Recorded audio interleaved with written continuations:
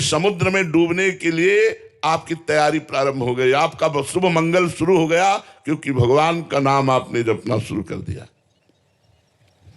भाई जी से हनुमान प्रसाद पोद्दार जी ने कहा, मैं अपने जीवन की प्रथम और अंतिम अनुभूति कहता हूं कि तुम नाम जप करो, अन्य साधन बने तो ठीक है, ना बने तो छोड़ो, नाम जप करो। नाम जप करने से निश्चित तुम्हारे ऊपर भगवान की कृपा होगी और भगवान की प्राप्ति होगी। जब भगवान मिल जाते तो और सब कामनाओं की पूर्ति की क्या बात है। वर्तमान में वासनाओं का इतना खेल बढ़ गया है कि नाम जप में प्रीति होना बड़ा कठिन हो रहा है, क्योंकि नाम जप में भी मन लगने के लिए थोड़ी पवित्रता, आहार की, संग की, ये तो चाहिए ना। आज हमारा भोजन दूषित होता चला जा रहा है। होटलों में, पार्टियों में बस केवल जवान के लिए लोग पशुओं का मांस खाते हैं। आज इतनी बुद्धि भ्रष्ट होती जा रही कि कोई यही नहीं समझ रहा कि मदिरा पीना पाप है, शराब पीना पाप है, ये तो समझा ही नहीं जा रहा है। अब तो एक स्वागत में इसका प्रयोग हो गया है, मतलब नरक जाने के पूरे सब चांस है। ऐसे में भगवान के नाम में प्रीति कैसे हो। यदि सत्संग मिल जाए और हठ पूर्वक नाम जप किया जाए और नाम बल से इन गंदे आचरणों को छोड़ दिया जाए तो सब कामनाओं की पूर्ति हो जाएगी, भगवान की भी प्राप्ति हो जाएगी। ये विषयासक्ति, मतलब भोगों में प्रीति, ये जब तक बढ़ेगी तब तक नाम मीठा नहीं लगेगा। जैसे प्रश्न होता है कि नाम जपना अच्छा नहीं लगता, तो भोगों में प्रीति होने के कारण नाम जप मीठा नहीं लगता, तो विषयासक्ति बढ़ जाने के कारण नाम मीठा नहीं लगता। जिसको पित्त बढ़ता है तो उसमें मिश्री भी खवाओ तो कड़वी लगने लगती है। जब बहुत बढ़ जाती है, पित्त बढ़ जाता है, और अगर उसी मिश्री को रोज पाओ नियम से तो वो पित्त का समन करके मीठी लगने लगेगी। ऐसे यदि नाम कड़वा लग रहा है और नियम पूर्वक नाम जप किया जाए तो मीठा लगने लगेगा। कल सत्संग में नियम दिया था कि 10,000 नाम सब लोग जप करेंगे। 10,000 नाम तुम्हें बहुत लगता है? 10,000 नाम, हजार हजार हजार हजार हजार हजार हजार चलते फिरते उठते। तो एक माता जी आके बोली, हम तो बड़ी सेवा है हमारे पास, हम तो 10,000 कैसे जप पाएंगे नाम। 10,000 नाम की आप बात करते हो? 10,000 बहुत होता है क्या? अरे 10,000 तो ऐसे चलते फिरते हो जाता है। ऐसे काउंटर आप ले और आप अपनी सर्विस को जा रहे हो, जाते समय, आते समय, खाली समय 10,000 नाम। 10,000 नाम यदि आप रोज जपोगे तो आपको खुद चमत्कार समझ में आने लगेगा कि आपका जीवन किधर जा रहा है। जब तक आप भगवान की शरण में नहीं होंगे, नाम जप नहीं करेंगे, तब तक आपकी विषयासक्ति नष्ट नहीं होगी। और विषयासक्ति ही हमारे जन्म मरण का हेतु है। भोगों में जो प्रीति है यही हमारे जन्म मरण का हेतु है। तो विषयान विषवत त्यज, शास्त्र कहता है विष के समान विषयों का त्याग कर दो। ये भजन से होता है। आप जितना भजन करेंगे तो आपको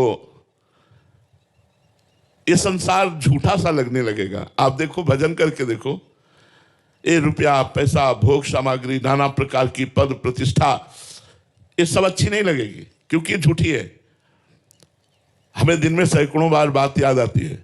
जैसे किसी को कोई प्रियजन याद आता है, ऐसे हमें सैकड़ों बार याद आती है, मरना है, मरना है। अब ये सूत्र हमको कहीं लगने नहीं देता। क्या है सब नाटक हमारा? मरना है यार, जाना है, यहां से जाना है। कब श्वास टूट गई कुछ पता नहीं, और जब श्वास टूटी तो सब बखेड़ा यहीं छूटा। अब जो भजन किया वो साथ गया नहीं तो कुछ नहीं। कैसा यार देश है, यहां से शरीर भी छुड़ा दिया। और ऐसे देश में हम प्रेम करें, इसका नाम मृत्यु लोक है। मरोगे सब। हमारी बात थोड़ी कड़वी लगेगी, सब मरोगे।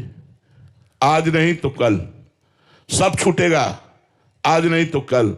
होश में हो जाओ, गंदे आचरण छोड़ दो और भगवान का भजन करते हुए तुम्हें जो सांसारिक काम मिला है वो ठीक से ईमानदारी से करो और उसे भगवान को समर्पित कर दो। कृष्णार्पणमस्तु, तुम्हारा जीवन सफल हो जाएगा। ये बहुत बड़ी भूल है जो हम मनुष्य जीवन में शराब पीते हैं, मांस खाते हैं, गंदे आचरण करते हैं, मनमानी झूठ बोलते हैं, बेईमानी करते हैं, दूसरे की हिंसा करते हैं। बहुत बहुत भूल, बहुत बड़ी भूल करते हैं। अब लो निशानी, अब ना नशे हो। आज तक किया, अब जीवन में नहीं करेंगे। जैसे सोने के घड़े में जहर भरा हो तो क्या आप उसे पान करेंगे क्या? ऐसे ये बोतलों में जहर है जो तुम्हारे शरीर को नष्ट करता है, तुम्हारी बुद्धि को भ्रष्ट करता है। देख लो, भीष्म जैसे महात्मा जब सरसैया पे बैठे उपदेश कर रहे हैं युधिष्ठिर को, तो द्रौपदी जी ने कहा, यह ज्ञान उस समय कहां गया था जब सभा में मुझे निर्वस्त्र किया जा रहा था? तो कहा, बेटी दुर्योधन का पवित्र अन्न खाने से हमारी बुद्धि भ्रष्ट हो गई थी। आज 6 महीना हो गए, बाणों के लगे से खून निकल गया, अब मैं पवित्र हो गया हूं। अब जो प्रश्न करोगे सही उत्तर मिलेगा। अगर अन्न दूषित हो तो बुद्धि भ्रष्ट हो जाती, इतने बड़े महापुरुष बोल रहे हैं। और दूषित पदार्थ खाओगे तो तुम्हारी बुद्धि शुद्ध रहेगी।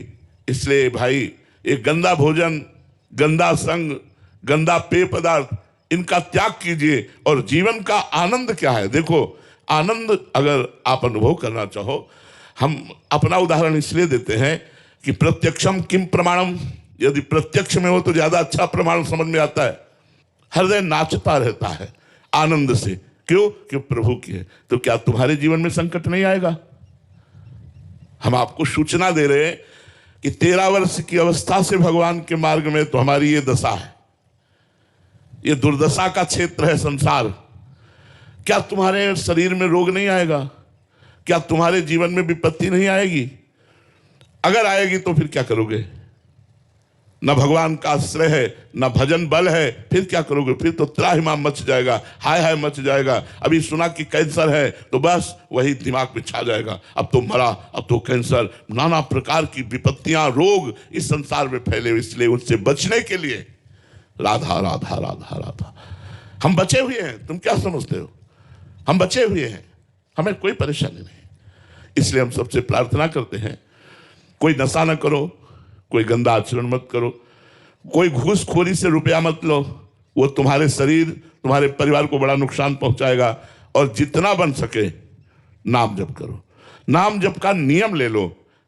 आजकल तो अंगूठी की तरह पहने रहो, काउंटर दिखाने की भी जरूरत नहीं। अगर माला की सामर्थ्य नहीं है टांगने की तो काउंटर ले लो भाई, अंगूठी की तरह उसे पहने और चल रहा है राधा राधा राधा राधा। खूब नाम जप करो। अब प्रश्न करो।